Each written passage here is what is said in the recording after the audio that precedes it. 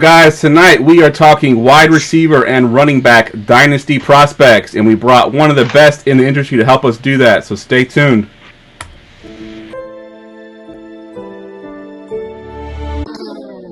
Fantasy football, you dealing with the best. Keep it hype, authentic, this ain't nothing like the rest. With the Armchair Fantasy Show podcast, give advice for all the listeners to improve your stats. Yeah, we live on goingfor2.com. Tuesdays and Fridays, this is what you want. Talking dynasties and daily drafts, and we just getting started, that ain't even the half. Yeah, so go ahead, tell your friends to join. Going for two, cause no one remembers the extra point. Hey, goingfor2.com, the Armchair Fantasy Show. What's going on, guys? Welcome to episode 130 of the Armchair Fantasy Show. I'm your host, of course, Jeff Lambert. You can follow me on Twitter at JeffLambert77. We're live here every Tuesday and Friday night on Facebook Live, Periscope, and YouTube. Of course, streaming on all your major podcast networks and the Going For Two app for iOS and Android. I'm here, as always, with my co-host, Mr. Ryan Searfoss. Ryan, how you doing tonight, man? Good, man. It's officially fully draft season for everybody now, and glad it's here. Yes, I'm unfortunately I'm not as happy as you are that it ended the way that it did, but I'm not happy at all how it's ended, but it's okay. But you've had a few more weeks to get over your loss. I just got over mine. You know, mine just happened a few days ago, so I'm still getting over it. I wasn't gonna bring it up, man. I had to get it out the way because everybody knows I'm a Niners fan and I'm a diehard Niners fan, so I'm sure it would have been brought up. All right, also joining us. Again? I'm sorry, go ahead.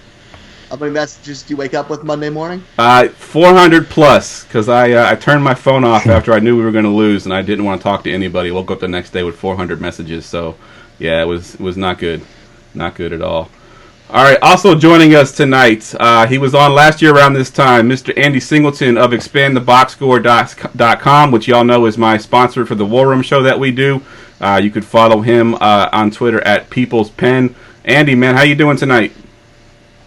I'm pretty good. I'm happy to be here. You just made me realize, though, in this intro, I'm a Jet fan, so our season ended in 2019, and you were mentioning, did I just see the baseball trade go down of Mookie Betts, like right before we went live?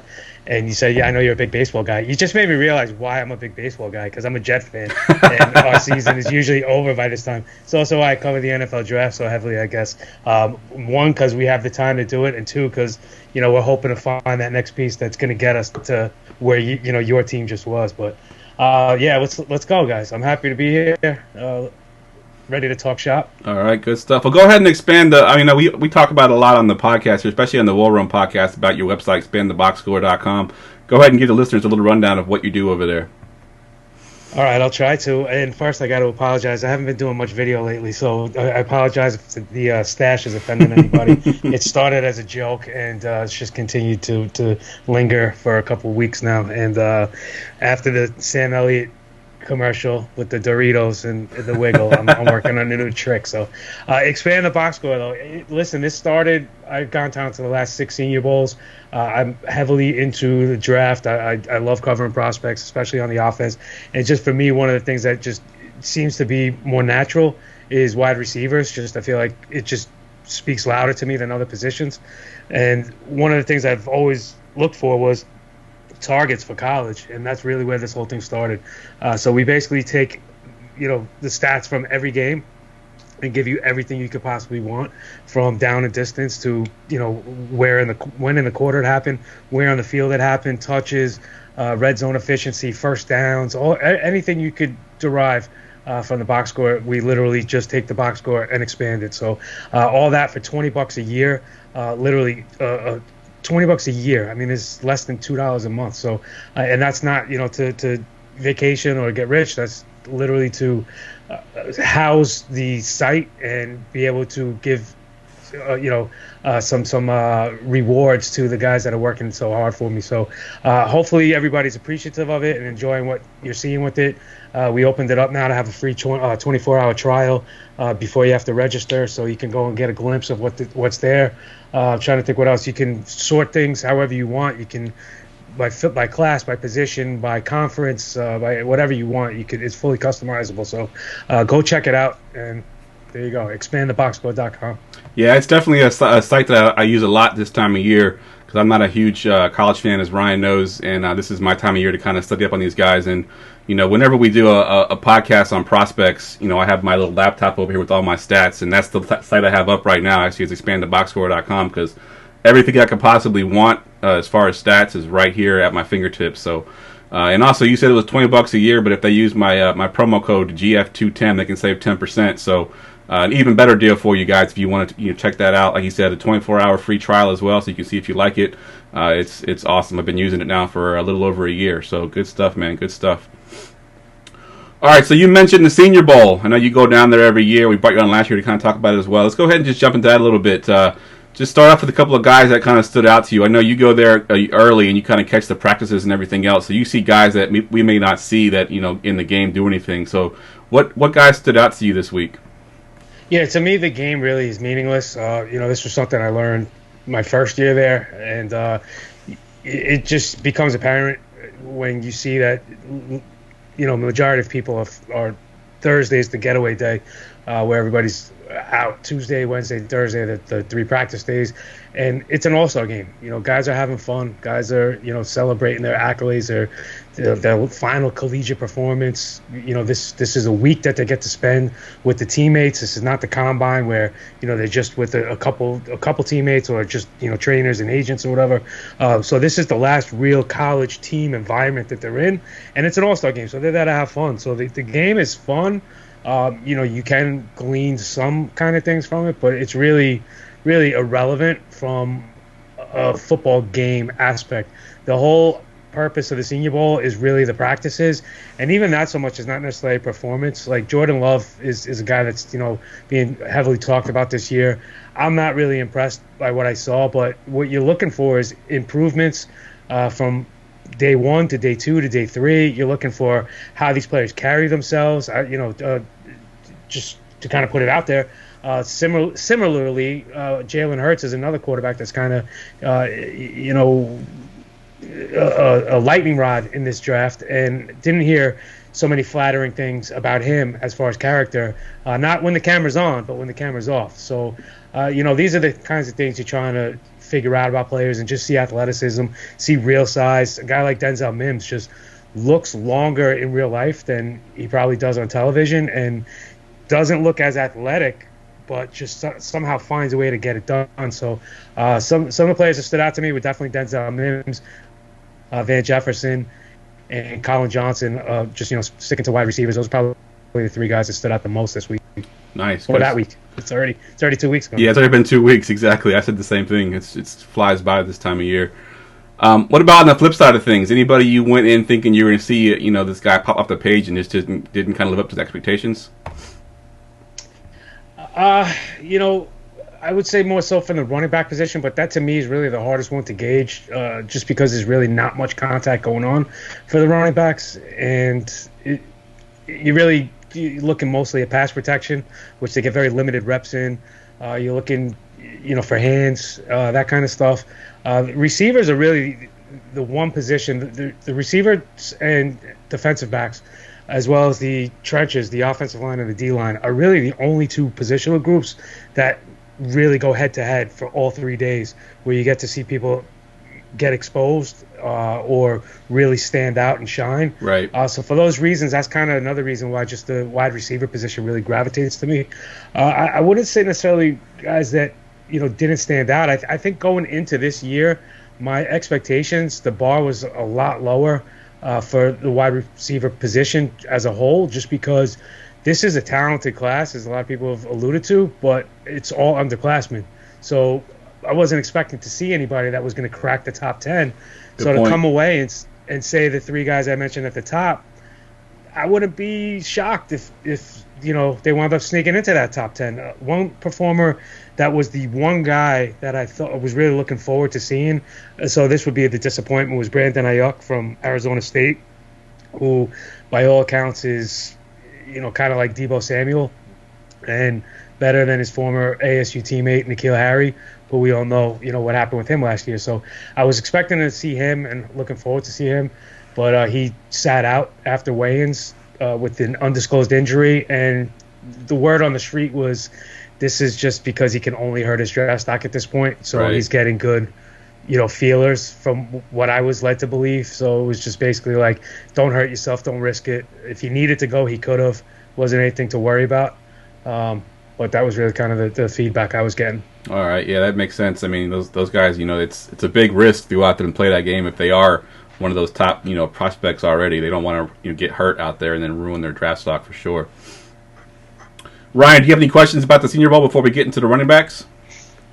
I mean, you kind of intrigued me and you mentioned the Jalen Hurts thing. Is that something you can divulge into, or is that like a sworn secrecy type thing? No, I mean, I don't know that I'm sworn to secrecy on things, and I'm not going to, reveal any names or anything, but it was from where he played his latter days, and it was just from, I wouldn't say high-level officials, but people within the program, close to the program, just, said it was just not, it was not a secret that he's not, like, the most well-liked guy when the camera's off, but he knows when the lights are on, and he can play up to it. Interesting. I never expected that from the way he's been perceived. Right, and that's why it was so surprising to me to hear that as well. So, I know there's a couple of I know we're going to talk about them later, but I know some of the bigger receivers, like size-wise, like Pittman's and Brian Edwards. I know Edwards stuck out, but with those one-on-one drills, I feel like it's not as big of a flash for guys like that size, as some of them smaller, quick receivers who are making those highlight reel plays.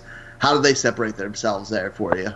Yeah, so if you remember last year, Penny Hart was the rage just because how quick he was and just dynamic of an athlete he looked. And he was going shoulder to shoulder with Andy Isabella and with Hunter Renfrow.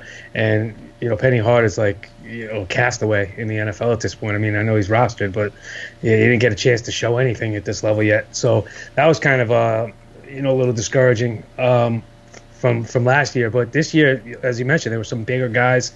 I was really looking forward to seeing some of these bigger guys, like you mentioned, Michael Pittman, Brian Edwards, who Deebo Samuel's teammate at South Carolina, like he was thought to be possibly better than Deebo was. And if you guys remember, I was raving about Samuel last year, saying he was definitely a first-round talent. And, I'm sure Ryan's happy with not Ryan, I'm sorry. I'm sure Jeff is happy, Dave Matthews over there, with him being on the 49ers. But I wasn't overly impressed by, the bigger guys. They didn't really do anything. I'll tell you, Jawan Jennings from Tennessee is very physical and, like, surprisingly so, and just that really kind of jumped out and stood out, where this guy's super aggressive and talented. Like, he's a guy I want on my team. I don't know if he's going to be a difference maker. I don't know if he'll be anything greater than a wide receiver 3 at the peak of his career, but he's got hands, he can run routes, and he's just tough. He's just a tough son of a bitch that you'd want as a teammate from what it seems. Colin Johnson, biggest guy there, maybe the biggest receiver in college, and just looked like a finesse kind of guy, just more quickness. I know, and that's the crazy part is, like, one person told me that they thought the problem with Justin Herbert was overexposure, and I think you get a lot of that at the Senior Bowl, because you're talking about seniors, you're talking about 4-year players for the most part, and a guy like Colin Johnson burst onto the scene as a freshman because of that dynamic size and what he showed. So now 4 years later, and it's amazing how fast those 4 years have gone, but 4 years later it's like, what did he really do to take those next steps?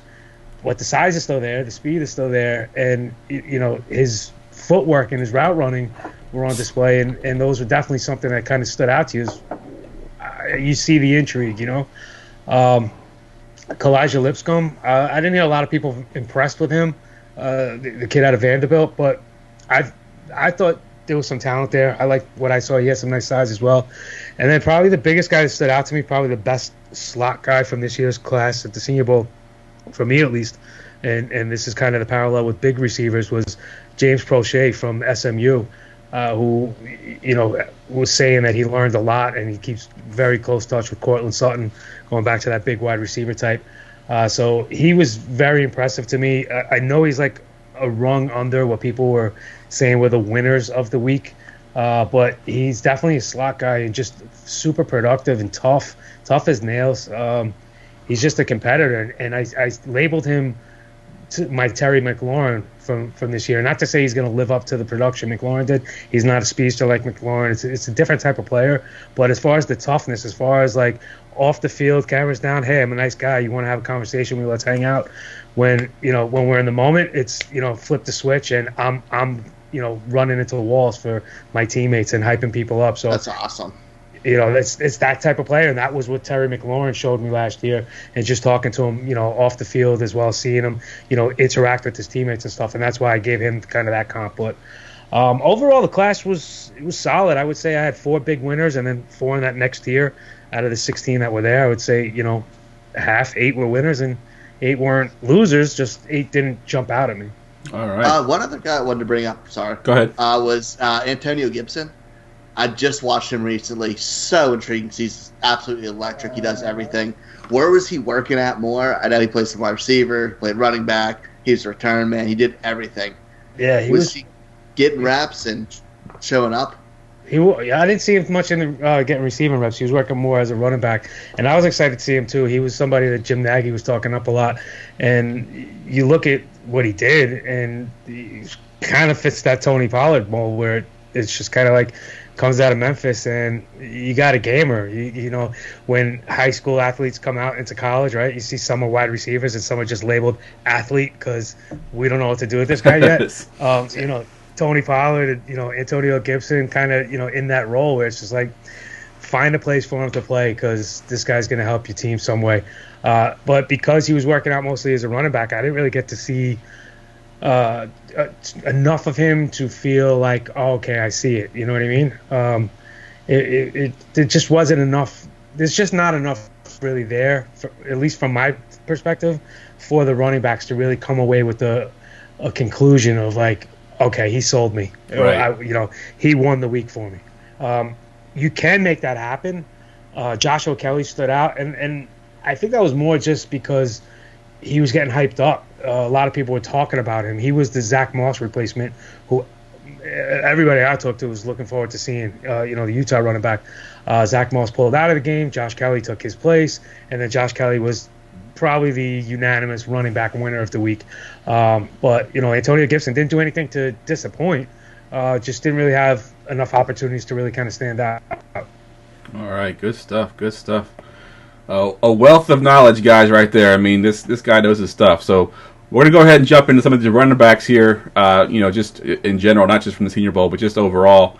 And of course, the big one that everyone's talking about, and like I said, I don't know much about college, but this guy is a guy that I actually knew well before I started doing my research. Mr. DeAndre Swift from Georgia.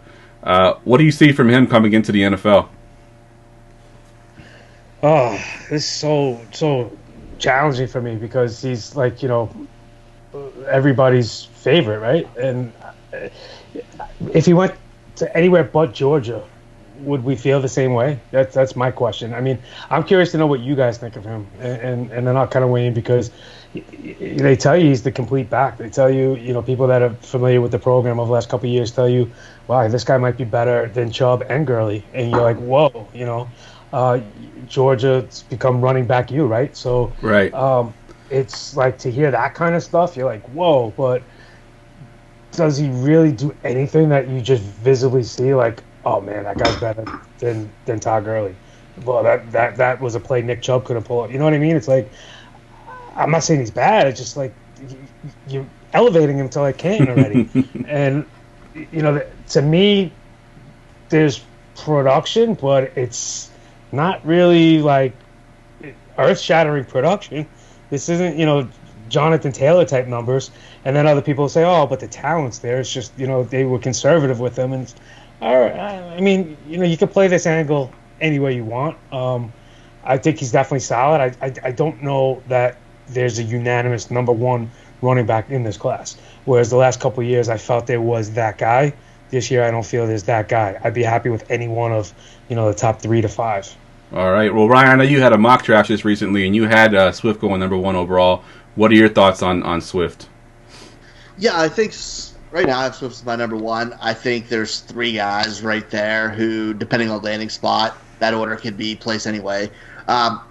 With the Chubb and Gurley thing, I think he's just a completely different back. Those guys are more not completely traditional because they can't catch passes, but they're more your between the tackles, little running strong type thing. I don't know if he's going to be a guy you want getting 300 carries, but I think he's electric enough where the low 200s he can make enough plays, and he's very good in the passing game, which I think separates him a little bit because he can run multiple routes out of the backfield. They can line him up at slot some. Open field, he knows how to make guys miss. He changes speed, works angles well. He's fairly creative. He's not like a huge power runner or anything like some of the other guys, but I think everything, whole body of work, he has a really complete skill set. And at Georgia, he has all those guys competing with. He has Dalvin Cook's little brother. They have, can't think of the other running back's name. They're always loaded with 4 and 5 star recruits, so none of those guys are ever getting that Jonathan Taylor type workload that we see there.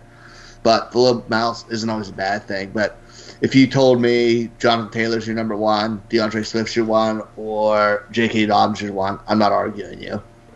And you know what? That's an excellent point. And why you're saying that just makes me think of and we'll get into this, in a little bit as well. But the Alabama receiving core, to me, and maybe this is just I feel more comfortable with wide receivers than running backs. But when I look at the Alabama receivers, I see clear differences. Why I like this guy better. When I look at DeAndre Swift in comparison to, other running backs, I just don't see that's the separator. Yeah, and I think the system has to be right for these guys because they're so different in the kind of backs they are.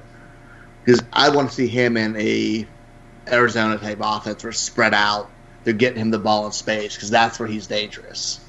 Well, let's just say the last couple of years, the number one overall consensus unanimous was you had Saquon a couple of years ago, and then you had Zeke the year before that. I mean, did we feel 100% no, it's them, and then draw a line and it's another tier?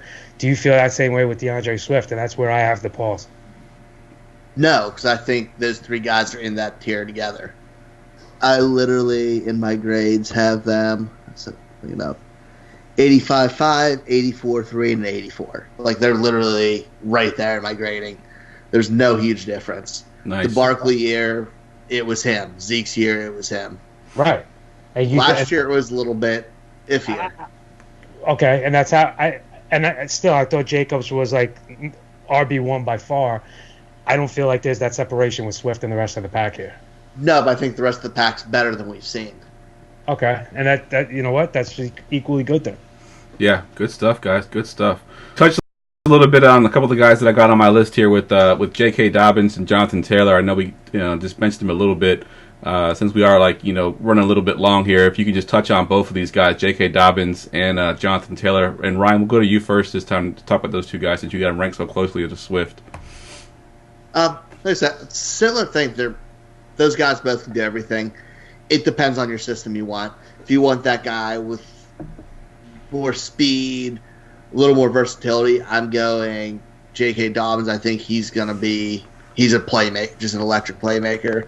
And not to say Taylor's not fast or great big play, but he's a guy who you're going to use similar to Nick Chubb in that kind of role, that banger who can catch the easier passing game. So he's not where it's hurting him, but he's your prototypical bell cow running back.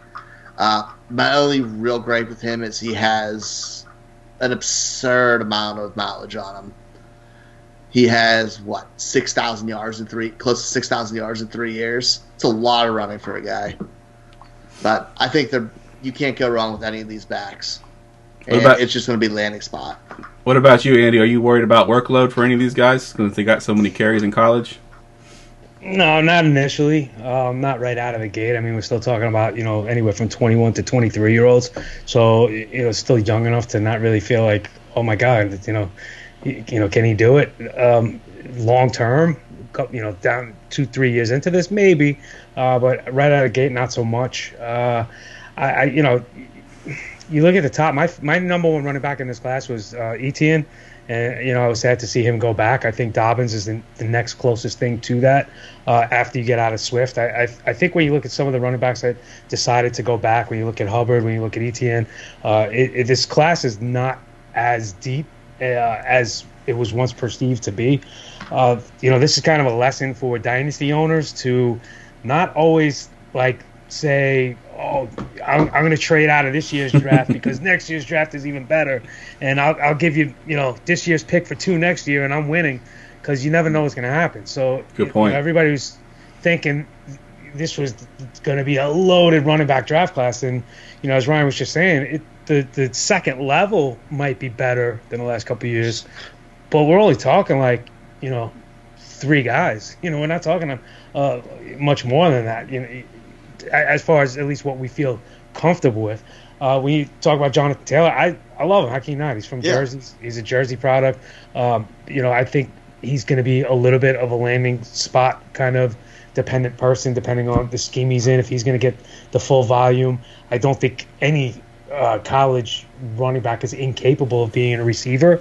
But I don't know that every team is going to try to scheme them, especially not in this era that we're in right now. So when you look at what the Jonathan Taylor draft capital and dynasty stock is going to be, why not just fall back and take like an AJ Dillon, who's like a kind of a similar kind of model and mold and profile, maybe lands in a better situation come draft day. So I think a lot of this. I hate to say draft spot dependent, but this year it kind of feels a little bit more appropriate, at least with the running backs. All right, good stuff. So that wraps up the 3 guys whose names I actually know. So now we're going to move into some of these guys that I don't know quite as well. We're going to talk about Zach Moss. You mentioned him a little bit in the open there in the Senior Bowl. Talk about him a little bit from Utah. Ryan, we'll go to you first again. No, I was going to let him lead. He's a guy I've been lukewarm on through the process. I have him as my RB6. I think he's a clear 3rd-tier running back for me, but he's in that tier alone. I think he does a little bit of everything. He's one of those guys who just seems good at a lot, not great at much, not great at anything. And that's where I'm kind of slow on. So he's 100%. I don't know what I'm going to do to him. He's a low round 1, early round 2 guy fantasy-wise. But you saw him in person. What are your thoughts on him? No, I didn't. He actually backed out at Senior Bowl. That's right. That's where Josh Kelly came in. But just like my brain. No, it's all good. It's all good. I have a lot of feeling about Zach Moss, to be honest, and I've come around in the last month or so. I mean, first and foremost, I was teasing about being a Jet fan and how our season ends so early. I'm also a Miami fan, a fan of the Hurricanes, and they've been down for so long now. And I don't understand how a guy like Zach Moss gets out of the Miami area all the way to Utah. I mean, this kid, you're looking for a 3-down kind of talent. This is a 3-down type of back. He can do it all. And the thing I like about him more than anything, I think it's just his fearlessness. Like, this is a gamer. This is a guy that puts his head down and is looking to move the pile. That's kind of what I liked about Devin Singletary last year. Even Josh Jacobs. I thought Josh Jacobs put his head down too much. Zach Moss is going to try to run through you, not around you, but he can run around you. He's had some injuries, and I think he's just starting to get back to 100% health as the season wore on. So I think he backed out of the Senior Bowl not for any physical reasons, and I don't have any confirmation of this, but I think really just to work. The biggest knock on him right now, is, at least with draft stock, is his 40 time, is his speed, because he's being considered to be a step slower, especially since his I believe it was his knee injury. So I believe that he was a guy that, what I was talking about, just running backs, you're not really going to do anything to separate yourself at the Senior Bowl. So why am I going to go through that, risk an injury, when I could be working on, saving myself for the combine and come out and try to run a 4.5 or better and really make people take a second thought about, hey, I could be a second-round draft pick as a running back. He's that type of upside talent. So, yeah, Zach Moss is a guy I'm really intrigued by, and I really do like a lot. I think this is a guy with a ton of sleeper appeal, because this is the truth, three down kind of. Good stuff. Good stuff. Oh shit.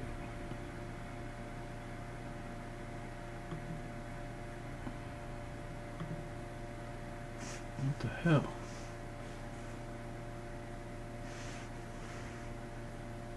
Everything just shut down. What the fuck?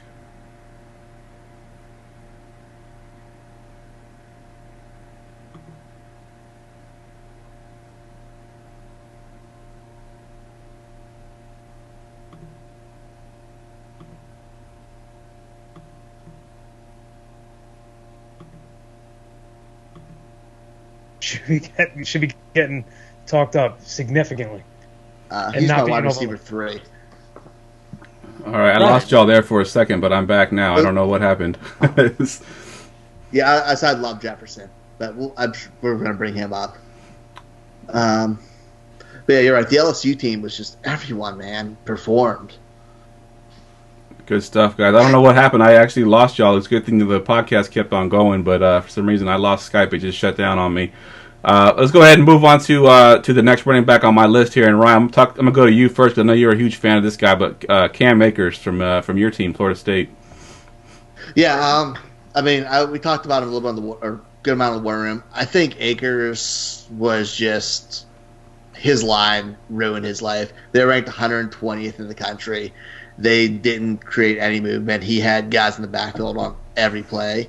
But the thing was, he was always running hard. He was making guys miss in the backfield where he didn't have any right to make them miss. He's explosive. He can pass block. I mean, he blocked better than some of their terrible, terrible linemen. He can catch the ball in the backfield. He can run wheel routes. He can run posts. He does everything in the receiving game. He runs hard. He's explosive.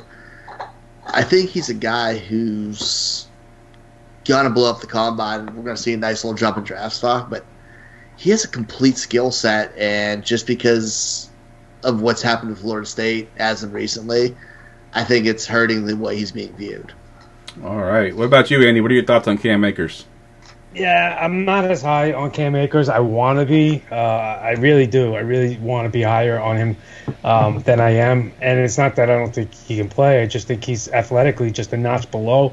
I feel like, and admittedly, I need to still watch a little bit more of Akers. But from what I've seen to this point, I just feel like I feel a little stiffness. I feel like I don't 100% feel like he's that, that quick twitch kind of guy that you want to see kind of juke people. Makes me think of somebody, and I'm not, again, I hate throwing names out because I think people automatically like jump to comps, but somebody like Elijah Holyfield last year, and I'm not saying he's Holyfield, but where certain people are watching the tape and going, oh, look at this guy, he looks amazing, and then I'm watching it going, no, he doesn't. And I kind of feel that with Akers, where I feel like some people, and nothing against Ryan, I know that's your team, but some people looking at him going, wow, this guy's going to surprise people, and I'm looking and going, I just don't see that same thing. So it's not as obvious to me. In that same regard, with what you're talking about with the line play, I would point out that Ronald Jones was somebody that really, really suffered career-wise from seeing his college line go from like really good his sophomore year to like horrendous his junior year, and he fell into some really bad habits, which he hasn't been able to correct at this point. So, yeah, I'm not loving Cam Akers. All right, good stuff. All right, so we got a bunch of receivers to get to, and I know that's kind of your expertise there. So we'll take a quick commercial break here. We'll skip a few of these running backs, get a commercial break, and come back and talk about these guys. So hold on one sec, guys. In the unpredictable world of fantasy sports, when all hope seems lost and chaos and confusion rule, one hero will rise.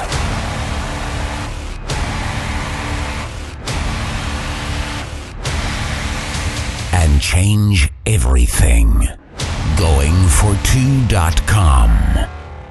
Because no one remembers the extra point. In the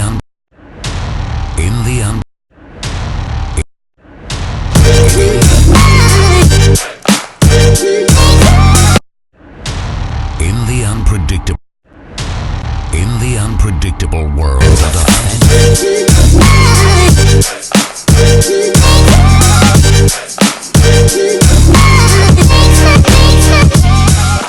All right, guys, welcome back. I'm having some difficulties over here on this side. I can't get the video to turn off, so I'm just going to go split screen here. So now we got all three of us on screen. It doesn't seem to want to work for me over here. My little switchboard's not working. But we are back, and we're talking NFL prospects for 2020. We have Andy Singleton on the line here. Let's go ahead and get to these receivers here. And Jerry Jeudy, obviously he's the top one there everyone's talking about. Andy, are you buying to Jerry Jeudy? Yeah, I absolutely am. I've become a biased Alabama guy. Just become a big fan of Saban over time. Just respect to what he's done, and I'm partial to what the kind of talent he produces at the pro level has become. To me, Judy, this is very close. I don't think you could really say definitively one over the other, but it's just a personal preference, I think, is what it comes down to between Judy and Anthony, those two at the top. This is the closest I've had it to a 1-1A scenario in quite some time. The last time I had it this close was, and now I'm going to forget names, of course, but going back to Devontae Parker and who's the other guy out of Alabama at the same time? It was another Alabama guy. Wasn't Amari, yes, was it? It was Amari. I believe it was.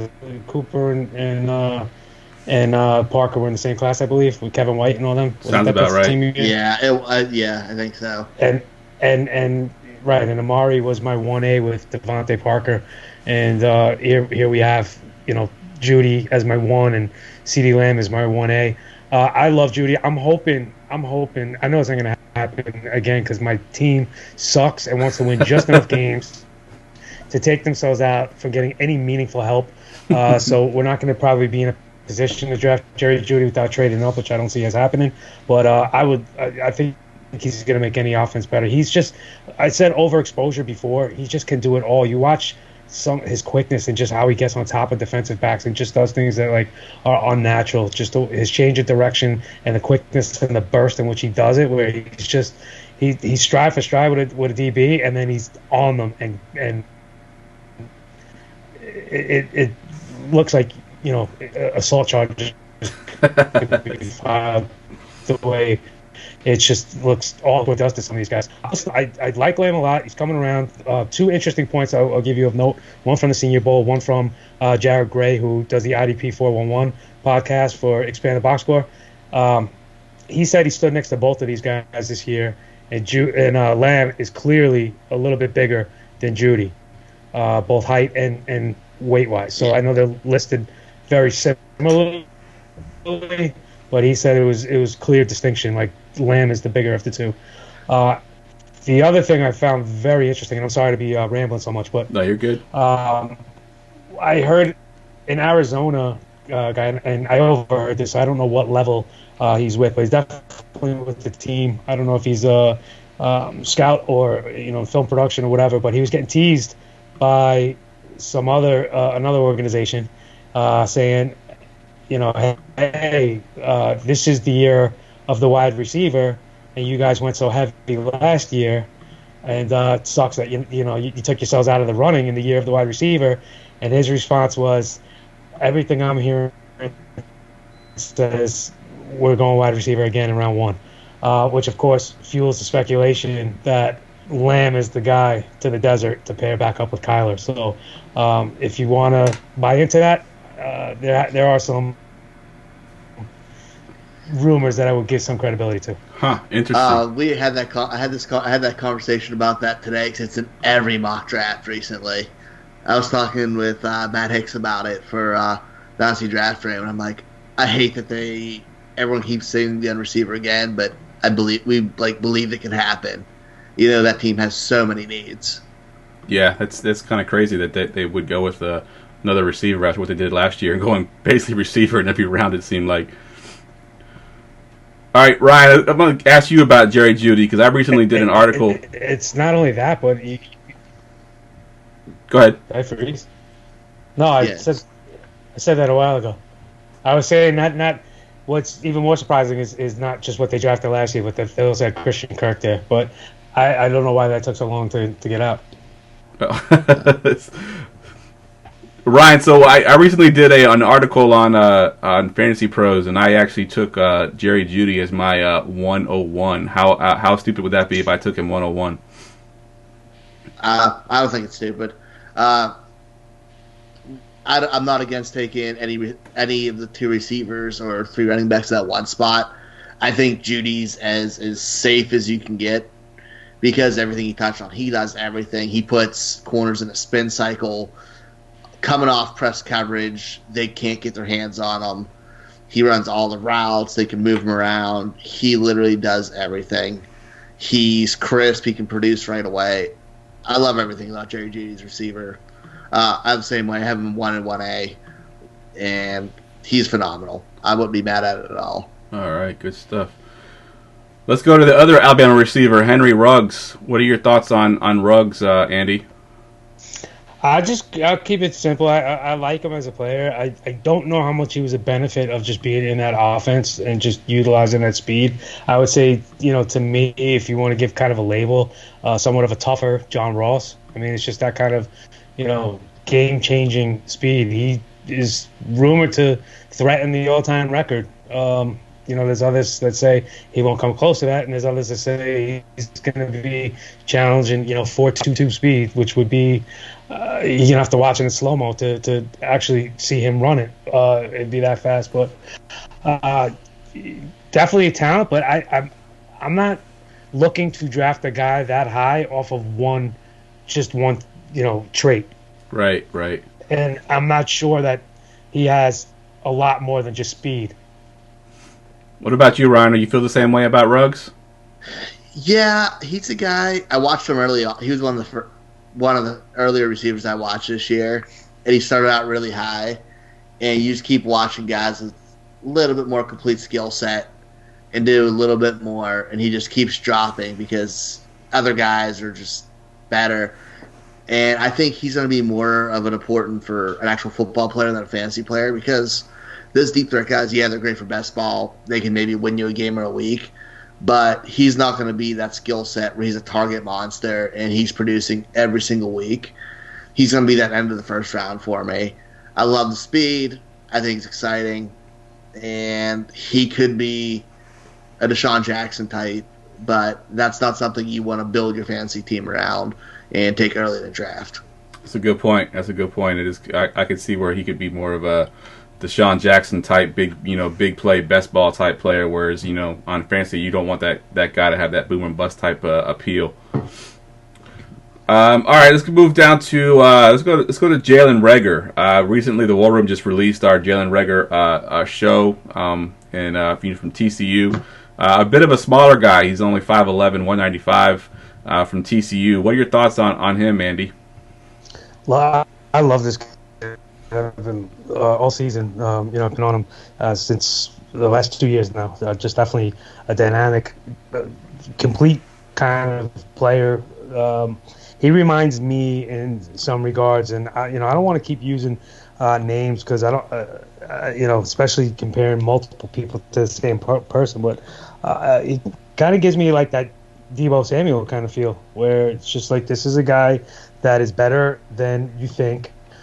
And is going to prove that when he gets to the next level. He's got quickness, he's got toughness, he's got hands, he's got speed, he's got vision. A ball in his hands. He looks like a punt returner. You can use him in a lot of different ways. You can use him in the run game. You can use him not only just as a runner but as a blocker. You can use him as a receiver. I mean, he's multifaceted, and it's a shame he didn't get a chance to play in a better offense for a bigger program and shameful to say in a bigger conference because this is definitely one of the elite talents at wide receiver. All right. Ryan, what are your thoughts on Reagor? Yeah, I love Reagor, and he's a guy, the more I watch, the more I watch everything he brings. Like I said, he's super explosive. He's creative in the open field. He can make guys miss in a phone booth. His run after catch is great. He can make dynamic catches and plays. He had a few drop issues, but I think that's something you can work on. And when you have a quarterback throwing that many terrible passes, it's going to have an effect even on some of the balls that should be caught. So I'm kind of not – that's not bothering me as much as most people, but everything about Reagor's game is dynamic. And I don't have him compared to Deebo Samuel, but I like the way they can use him towards that, especially we just saw in the Super Bowl where they're manufacturing ways to get him the ball in space. That's something I'd love to see with Reagor because just get that guy the ball and good things will happen. All right. Yeah, and that's more to my point when I'm mentioning somebody like Deebo in the same breath is not to say he's chromosome for chromosome identical, but I get visions of Debo when I think of him. All right, good stuff. So the next two guys on my list, we've already talked about a little bit, Denzel Mims and Brian Edwards. So we'll move down to the next guy on my list here, Laviska Shenault. Hopefully I said that okay. Ryan, we'll go to you first here. 6'2", 220 out of Colorado. What do you think of this guy? I just learned that me and Andy are a little bit different on him. I'm not as high on him as a lot of other people. I like the skill set. I think he's super athletic. He can make plays. He's super raw, though. And I think he's almost a guy with out of position. Like, they're going to move him around. He's a chess piece type player. But I think that limits him on where he can be effective. And that's what scares me, because he's a guy you're going to try to get open. And I don't know if he's a good enough route runner to do it on his own, where teams don't have to scheme to get him the ball. And that's what scares me about him. He has all the natural skills, and if he works with the right people, yes, he could be really good. He could be really dynamic. But I think he could be more of that like Cordell Patterson, where he's a good football player for a team with a coach who knows how to use a guy like that. But if they don't, he could kind of disappear. Interesting. What about you, Andy? What are your thoughts on him? I'm a little torn on him. I know the knock has been, the health. I mean, this kid is super, super athletic. I think he still holds some like ridiculous basketball records for scoring and rebounding or something like that. Is that why you're calling him Laviska Watkins? No, I was calling him. Listen, it might be unfair to both players. It might be, the dreads coming out of the helmet. But he just, he kind of looks like Sammy Watkins on the field to me. And I don't mean Sammy Watkins, Clemson Sammy Watkins, just for those wondering. I mean, recent, I might take 2020 off Sammy Watkins because I'm not even happy with my NFL production. I feel like, Shenault could be a true wide receiver one. I mean, he's a big dude. He looks bigger than his size would indicate. He's got speed, he's got hands, he's got all that. I think, as Ryan said, this is more a guy right now that is still kind of raw as a receiver and not really refined, but has the ability to be that. So it's really going to depend on him, like how much he grows. And that's kind of where the injuries come into play, because you really wanted this, his college experience to be the time he learned those nuances and improved upon his game. I will say this: I don't love the production. For being in a decent program, and as much as I want to praise and knock Steven Montez at the same time, I do think he's very conservative as a quarterback. But this was still a pretty decent offense, good enough that you would think a guy like Laviska Shenault could get more than 4 touchdowns in a season. Injuries or not, volume or not, this type of player still should be coming up with more than 4 touchdowns in a season. So for me, the production's not there, and that just kind of speaks to the rawness of he's still learning the game. He's still learning how to be that dynamic weapon, and he's a little behind the Judys and the Lambs in that facet, but he has all of their athleticism and ability. It's just a question of will he live up to that, catch up to that. All right, interesting. All right, so we got 3 more left here. I know, Ryan, these are 3 guys that you had sent me that you wanted to talk about, so we'll go with the first one here on the list. Lynn Bowden, 6'1", 200 pounds from Kentucky. Ryan, what are your thoughts on him first, and then we'll go to Andy. It's funny we had him next to Shenault. I feel like he's kind of in that same right where he's like the Shenault light, where he's kind of a mixed bag. He's really raw. He played receiver, then he moved to quarterback, where he just ran the ball from the quarterback position, then back to receiver. So it's kind of a mixed bag, and they used him in all different ways, just getting the ball. He had an absurd amount of production, but it's not in the typical way. And I think it makes him a complete wild card of a player and kind of a harder guy to figure out what's going on, because to see his actually receiving production, you have to go back to 2018, because 2019 he played QB. So I think he's a guy who might take more of a developmental player, but Also, a dynamic person with the ball in his hands who teams need to get the ball. But you can get him for 2 rounds later than Chenault. All right. Ryan, just real quick, I wanted to say something because this has come up on the last few podcasts that we've had together, and that picture frame in the back on your wall that's crooked, everybody keeps talking about that. They mention it at every podcast, so I just thought I'd bring it up to you. This one right here? The one right above it. The one right above it. It's a little bit crooked, at least from the angle that your Skype shows it, but... not a big deal, but everybody mentions it every time. Like that picture frame bothers them the whole time. They just can't help but look at it. Wait till it's upside down next episode. All right, Andy, let's go to you and talk about a little bit about Lynn Bowden. What do you think of him? Yeah, I don't have a ton. Listen, if Kelvin Harmon can't get drafted and Lynn Bowden does, or at least higher than Harmon did. Why do you have to bring up Harmon, man? Because, I just look at a guy like Bowden, and you talk about the depth of this class. I mean, there's only going to be 32 receivers in that range drafted. The low is 28, the high is 35. This is going over the last 16 years of data, and the average is 32. So you're looking for the 32 names that are going to get called, and I don't see Bowden, being in the top, certainly top 20. But again, I mean, Mecole Hardman came as kind of a shock and surprise to a lot of people last year. So would I be blindsided if Bowden got picked, in somebody's top 10 or top 15? No, but he's not in mine, and I'd much rather have a guy like Van Jefferson. That I was just mentioning, was just phenomenal at the Senior Bowl, than to take a project like a Lynn Bowden. That's just me, though. What's something that could help Lynn Bowden, which it's bad to say, but the NFL is a copycat league, and that's Taysom Hill. Every team sees this gadget guy now who they can run kind of everywhere, and everybody tries to copy everything in the NFL. Yep. And it only takes 1 or 2 teams to believe in that bullshit. And I've seen a lot of people suggesting Jalen Hurts will be that guy, but I'll tell you this: Jalen Hurts is definitely more of a quarterback than Taysom Hill. Yeah. All right, so we got 2 more guys on here. I know, Ryan, I think this next one is the one that you wanted to do a war room on. We ended up not getting to this one. Yeah, we're just too tired. Yeah, so maybe we'll get him on the next one. But we'll go to you first, Andy, this time.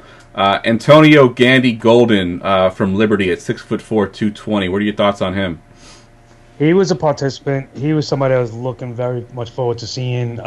This you want more on Gandy Golden? Listen to the Devi Delight on Expand the Box Score. My guys Ricky Valero and Chris Stoops are doing a hell of a job with that show. There are actually 40 episodes in already, so this is one of their guys. They were all over him all week at the Senior Bowl. They went down this year with me. Really, getting, talking to him every day and just highlighting what he was doing. I wasn't blown away by what I saw, but he didn't do anything to disappoint either. He was just kind of there, and he held his own. He tread water while he was in Mobile. I'll say that. You'll see some people that labeled him the winner, and to me, it depends on what your definition of winner is. Is this a smaller school guy coming in and showing he can hang with the big boys? Sure, he's a winner. Was this somebody that came in and did something phenomenal that made you say, "Oh wow, like that's a day one guy"? No, he didn't do any of that kind of stuff. But he didn't do anything to disappoint. He didn't look overmatched. He didn't look out of his element. He's got the great size. He's got everything like that. But this just is where production, kind of is only one half of the battle and one half of the story. Because you look at a guy like Omar Bayless, who didn't even get an invite. You look at a guy like Tyler Johnson from Minnesota, who didn't even get an invite. And these guys have phenomenal production, look every bit the part in games. But there's not as good of a feel on those guys from scouts. This is what I mean when I say this is such a deep class. So I do like Gandy Golden a lot. I probably right around the 10 to 15 range is where I have him when it's all said and done. I want to like him more, kind of like Cam Akers. I want to like him more, but I'm rooting for the guy. I just feel like I can't bump him up just quite yet. Gotcha. All right, Ryan. What are your thoughts on Gandy Golden? I have him in that same range at like 10 to. I have him right now sitting at 10. He's in like a 3-way tie for like right in that area for the next couple guys. So I like him. I think he's the guy who has to have a big combine because he's a small school guy. You said he showed that he could hang with those guys, which to an extent is all you really need to see from one of those small school players, because we've seen him blow people away, but at that level you need to show he can hang with the big time corners, bigger schools, because Liberty is tiny. Right. But, and to that point, you know, showing you can hang and showing you could separate are two totally different things. And he didn't do that for me. A guy like Michael Gallup, coming from a smaller school, kind of similar boat as Gandy Golden going into it. He looked that much better. You know, in the same environment. So that's what I'm drawing the comparison to. I think he's a wide receiver 2 at the next level of best for like NFL wide receiver 2, not a fantasy receiver 2, obviously. Mm-hmm. But like he's never going to be that guy. But I think he's a person who's going to have some value. All right, good stuff. And if nothing else, at least initially, a name alone, because it's definitely a catchy name. Yeah, yeah, exactly. Yes. Last one on the list we got today, KJ Hill, 6 foot, 195 from Ohio State. Ryan, we'll go to you first. What are your thoughts on KJ Hill? KJ Hill's a guy I really like. I think he's a slot. He's going to be a slot receiver at the next level, but I think he's going to be a higher level slot receiver. He's a fantastic route runner. He's one of the guys we saw in the Senior Bowl highlights, him just killing guys in coverage. You saw a person, so I'm sure you have more to say than me on that. Ohio State receivers, they always kind of bring question marks and end up performing at the next level because they have to wait so long before they get the chance to produce. But I've liked everything I've seen with him. He kind of checks all the boxes and things he can do if you're looking at a slot receiver. And I think somebody can produce and kind of move up, because he might have a chance before some of the other guys who are battling for that wide receiver 2 role on a team are trying to get more volume, because he can be that guy over the middle. Yeah, Andy, and someone on Facebook just mentioned, and you could speak on this a little bit. He just said that Hill is speed, and more speed. Is he really that fast? I didn't think so. But if you heard me at the top talking about Penny Hart, I mean, that was the bar of athleticism that I've seen in Mobile. That was just ridiculous. And, that to me, when people are saying, like, oh my God, KJ Hill's quickness is unfair, I'm thinking, do you remember watching Penny Hart? Like, that was unfair. He was good. He wasn't, to me, he won, but there weren't a lot of slot guys there this year. This was a much bigger group of wide receivers for 2020. I'm trying to think offhand real quick as far as slot guys. KJ Hill and James Prochet definitely. Hamler's my top slot guy right now. I'm trying to think. He didn't really have too much competition in that window. So it was an opportunity for him to really kind of isolate himself a little bit more. I think you factor that in. I think you factor in how everybody's like, whoa, we missed on Mike Thomas, then we missed on Terry McLaurin. Like, this is not, like, we can't make this mistake again. So I think they're giving a little over-exaggeration on Ohio State by a smidge, but enough to make a guy like KJ Hill go from a top 100 pick to a top 75 pick. I think I have him as a top 75 guy. He did have the singular greatest play of the week, though, which was a coming across the middle. I think it was like a 7-yard route coming across the middle. The ball was behind him, and he just reached back and one-handed it, stabbed it in the air, nice, and took it upfield. It was. I have a clip. I remember that play. It was. I mean, that was beautiful.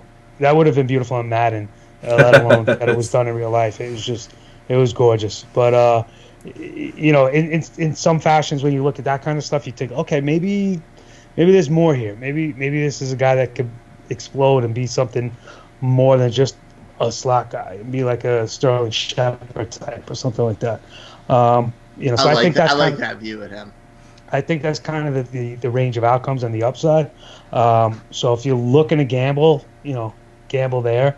But I feel like, that secret is kind of out. So I think Hill's price is already inflated a little, where it's like, I don't know. I'm basically buying even at this point. All right.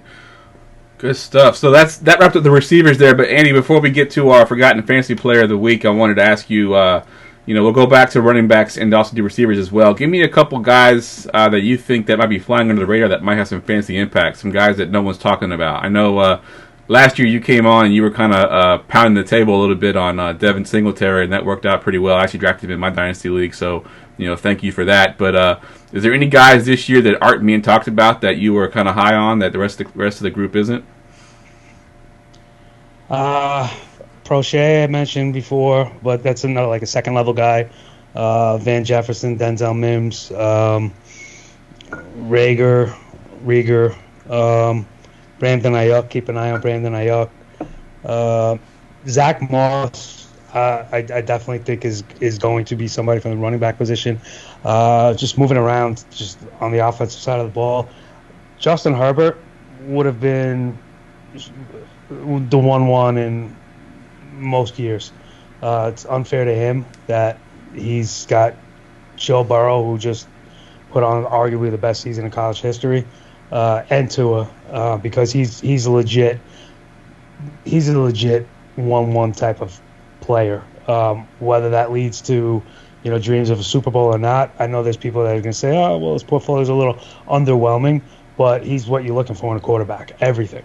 And there are at least, 4 teams in the top 6? So I forgot the number right now, but there's more teams looking for a quarterback in those top picks than there are quarterbacks worthy of that. So I think you're going to start to see Herbert's name get a lot more buzz as teams start moving around to try to acquire him. Tight end is, not something I'd overpay for, especially when you look at like last year might have been the best tight end class in the last decade, especially at the top with the 2 Iowa guys, and barely made a dent in fantasy. So I wouldn't overpay because none of those guys exist, but there is some depth as you get to the later rounds of guys like Adam Troutman, who could be like that Dallas Goedert type. You got Bryson Hopkins, the kid out of Purdue, who I really just was blown away by. He continued to do stuff time in and time out to just get open. He had a couple like Hunter Renfrow type ballerina moves. So he was somebody that kind of stood out to me. I'm going to say, I guess that's pretty much it at the moment, at least from the guys from the Senior Bowl and, what we were talking about. Ty Johnson, Minnesota kid, is somebody that's going to, I think, be a lightning rod the more and more we go through the whole process. He's somebody that, the scouts and those in the know will tell you, yeah, there's a reason, he's getting this treatment. And they're not going to tell you why, and I don't know why. But, something's there. But, he's not even sneakily good. He's just good. He's got the tape. He's got the size. He's got the athleticism. He's got the production. He's got everything you're looking for when you're doing this whole process. So I don't understand why he's not loved more than he is. But it's going to be a lot of fun, and all drafts are.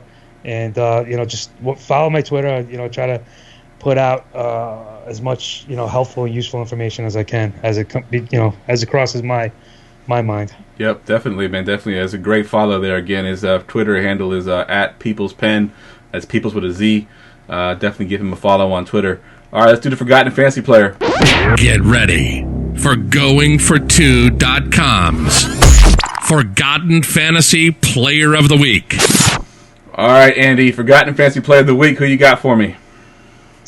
I was really tossing and turning with this because I didn't know how forgotten you wanted to go or how big, or how obscure or how known. So I hope I'm okay with this. But I went with Steven Jackson, who had 8 straight seasons of 1,000 yards, had a 90 reception season. Hold on, I got my notes here to remind me. Had a 90 reception season, but basically, was a lock for 40 plus receptions every year as a 1,000-yard running back, and just had no receiving yards to total those receptions.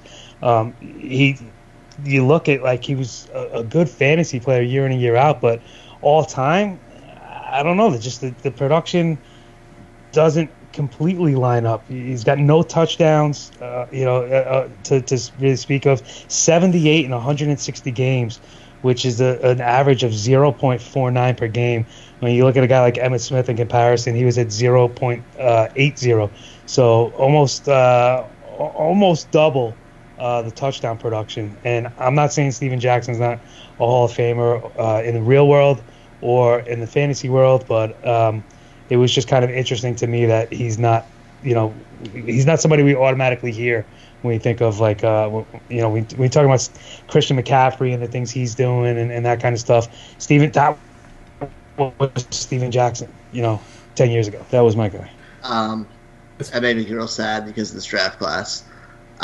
We had a deleted episode of the war room of a player I had compared to him who ended up staying in college, in Najee Harris, where he's that big guy with really surprising receiving ability at that 6'2", 230, who shouldn't be running routes, but was. Right. It makes me really sad because he was one of my favorites coming out who stayed. Nice. Yeah, I think, if I'm not mistaken, Ryan, is that not the third Rams running back that we've had on the show in the past, like, 3 or 4 shows? I know Zach Stacy made it, and I want to say Trey Mason was on the list as well, right? So I think we've pretty much covered every Rams running back that there is right now. I'm glad you said Trey Mason, because actually, if it's all right, you said bring some stats and maybe a story or something you remember him doing. I could give you a Trey Mason story. I can't give you a Steven Jackson one. But I used to, I'm in New York City, as some of you know, and one of my jobs used to be promoting nightclubs, so I was very much in the nightlife and DJ and music scene and everything like that. And Trey Mason's father is Maceo from De La Soul, who I've hung out with several times, and have some good pictures of me and his father. At the time, he was Auburn was beating Bama in that classic Iron Bowl game, and he was in the Heisman talk and getting ready for the draft. And I just remember having some conversations with his dad about him. So that was that's pretty cool. That was my Steven Jackson story, only about Trey Mason. Yeah, I don't think Ryan's old enough to know who De La Soul was. I know a lot of our audience is probably trying to Google them right now to figure out who they were, but I know I was definitely around. And I know De La Soul. I wasn't really listening to him, but I know him. Yeah, you got to go back and listen to De La Soul. Go back and listen. You're gonna like a lot of songs. You'll recognize a lot of songs. Yep, exactly. Oh, I'm sure I will.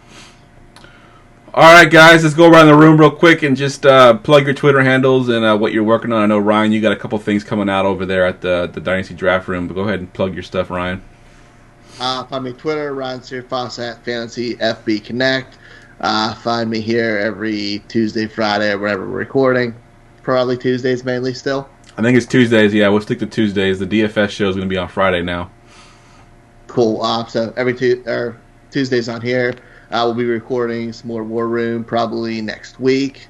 And I think we have a couple more that are releasing. Over at the Dynasty Draft Room, we have a huge labor of love coming out in our draft guide. Check it out. It's not expensive. It has a ton of stuff. We have close to 100 prospects graded in it. It's going to be absolutely awesome. It's coming out in 10 days. So we have that. And, find me everywhere. Good stuff. What about you, Andy? Yeah, I'll be picking up a copy of that. I'm excited for you guys to launch that as well. Go back if you missed the intro. A lot of stuff in the beginning. This mustache is not a normal accessory of mine. It's just a joke, and it's just kind of I say keep it, man.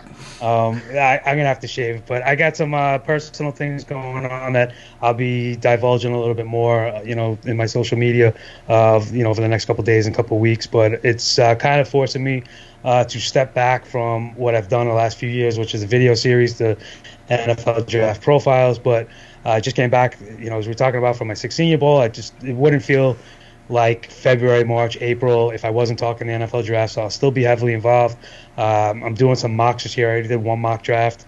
I have to do an update to that coming up, and I'll be, dropping, thoughts and video clips and everything like that. I just couldn't commit to anything more regular than that. At the same time, I also do a bunch of fantasy baseball stuff. So I'm on a podcast there, and I'm doing rankings and whatnot. So it's never a dull moment. So that's why I encourage everybody to follow me at People's Pen. And if I could make one request, it would be to go check out expandtheboxscore.com. Hopefully your future home for all of your advanced stats of every sport, from NFL to college football, college basketball, NBA, minor league baseball, Major League Baseball as well. Go check it out. Go give it a look.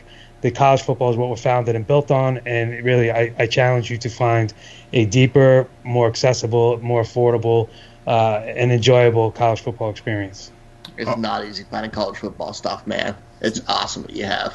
It is really, yeah, it's one of the best tools. Like, literally, like I said, I've got it pulled up on my screen whenever we do a podcast on prospects. It's awesome, guys, so definitely check that out. As always, guys, you can follow me on Twitter at JeffLambert77. We got some great shows, some great guests coming up pretty soon on the Armchair Fantasy Show. We got Shane Manila coming on. We got Ryan McDowell booked at the end of February, and I also just booked John Lobb to come on in early March. So be on the lookout for that. Like Ryan mentioned, we are doing some more War Room recordings here pretty soon, so you'll see those being released. A lot of great things going on, guys, so definitely check us out every Tuesday and Friday. Starting this Friday, we're doing a DFS podcast for XFL, which starts on Saturday. Me and Tim Strobel have been kind of studying up on XFL, so if you're into DFS and you want to play some XFL, definitely check the show out there. I've done 3 drafts now for XFL fantasy football, so I just love it too much to give it up yet. So, all right, guys, that's a wrap. We'll catch you next time.